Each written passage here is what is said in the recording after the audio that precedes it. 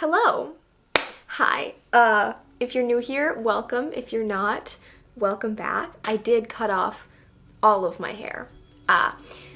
Happy Pride Month. Yeah, so about that, it is no longer Pride Month, and clearly I am currently doing the voiceover, so this video is late. And the main reason for that is that I started this project a little bit late.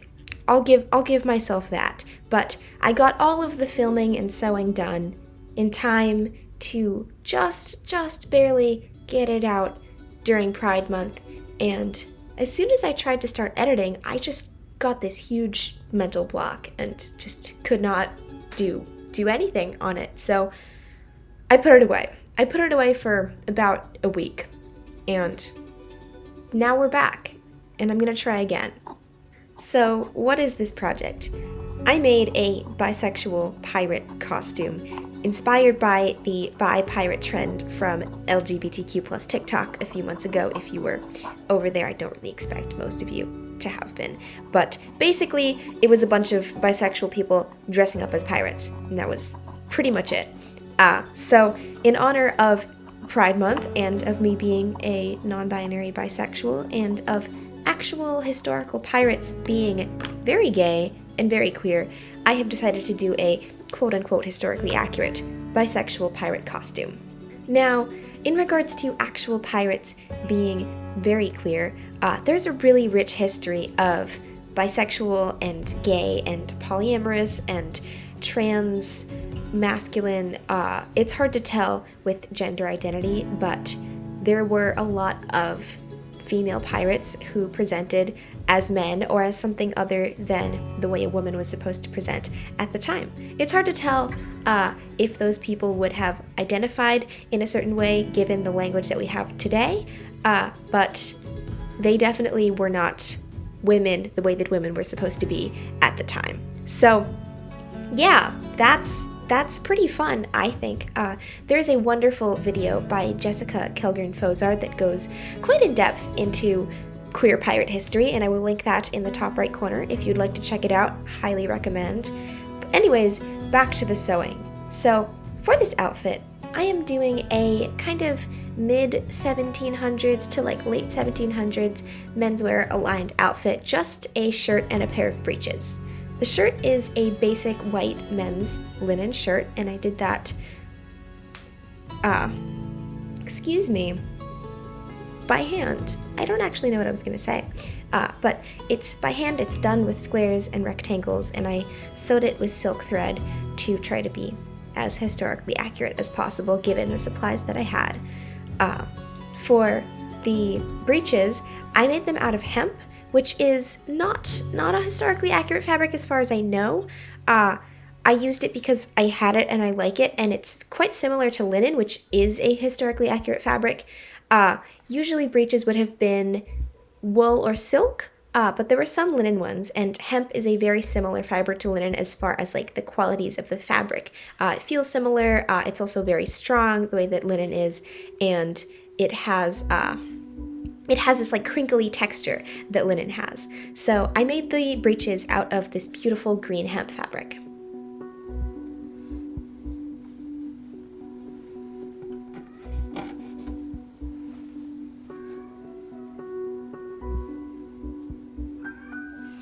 Okay, for the second side, I'm gonna do the same thing that I did on the other side when I was trying to figure this out, and instead of flipping this and sewing this edge right sides together, I'm just finger pressing this edge under, and then I'm going to sew this from the outside right here.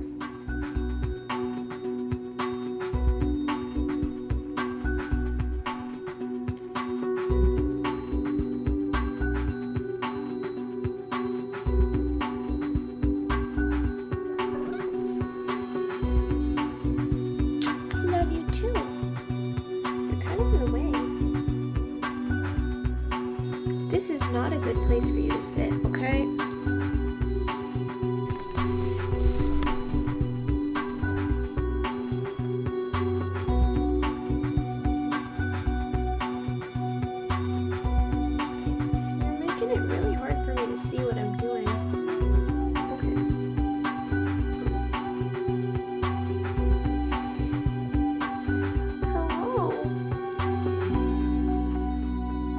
But, okay.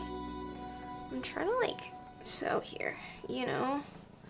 If you could just, like, move your tail and your face.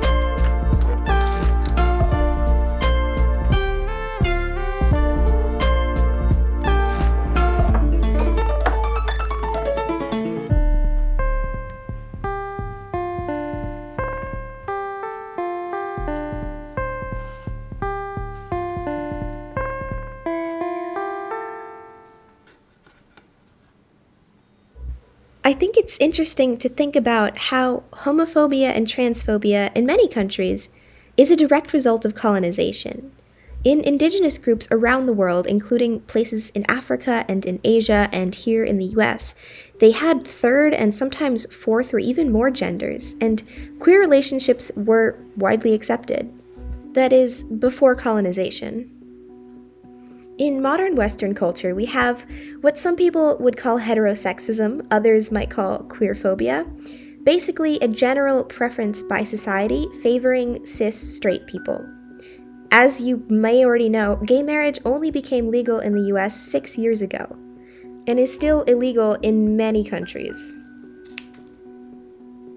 This heterosexism, transphobia, and homophobia shows up not only in legislature, but also in media and just in the opinions and general feeling of the population. And this means that a lot of these values are instilled in all of us. I'm gonna be honest, I used to be a little bit transphobic. I didn't think trans people were awful or evil or anything, I just didn't understand why they had to be trans. Why couldn't they just expand what it meant to be a woman or to be a man? This was amplified slightly when I heard about non-binary people for the first time. My initial reaction to the idea of a non-binary person was slightly negative. Now, years later, I think I understand why I had that reaction. In Western culture, we all make sacrifices for the sake of our assigned gender at birth. For some people, these sacrifices are barely noticeable, partly because they're so normalized they can be hard to notice, and partly because these people are usually cisgender.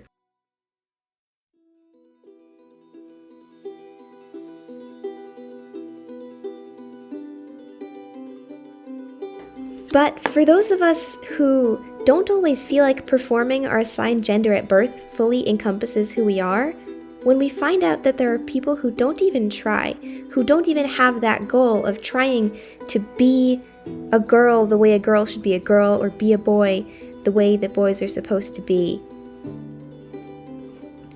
I think it's important to ask the question, why are we aspiring to mold ourselves into these two binary genders?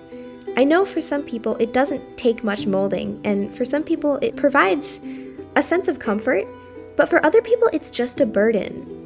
Gender isn't two dots, it's not a line between the points of man and woman. Gender is really, really complex, and it's a really broad spectrum. And personally, I'm still sort of figuring out where I am on it, let's be honest. But it's definitely not man, and it's not woman. I am non-binary, and my pronouns are they, them. So that means if you're going to talk about me, you would say they instead of saying she. One thing I wanted to touch on, some people refer to themselves as a they, them, using the pronouns they, them as a noun, and while normally I fully support using pretty much any word as a noun, this can be a little bit in poor taste when it comes from a cis person, and I'm going to tell you why. There is a history in Western culture of objectification of queer people.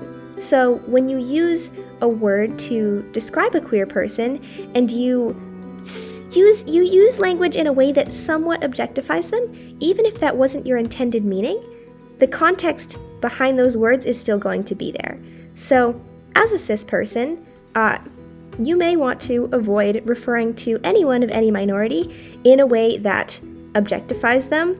People often use objectifying language on themselves, and that is perfectly fine. You can refer to yourself however you want. But referring to someone who is a minority that you are not a part of, I would generally avoid any language that could be seen as objectifying.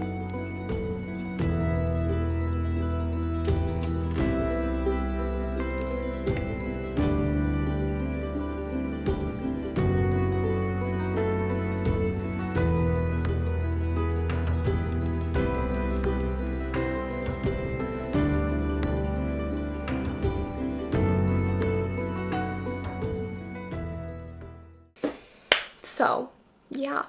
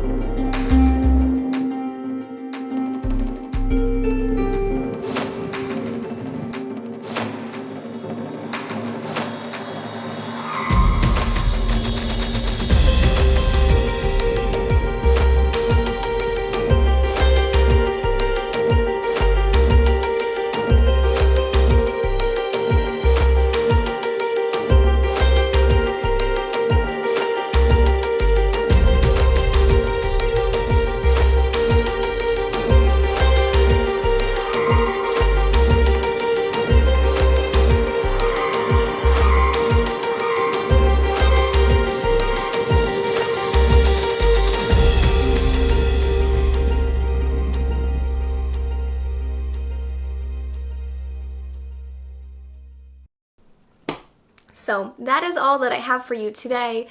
Thank you so much for watching. I hope you enjoyed. Please consider subscribing if you did enjoy, and I will see you again in the future, possibly. Okay, bye!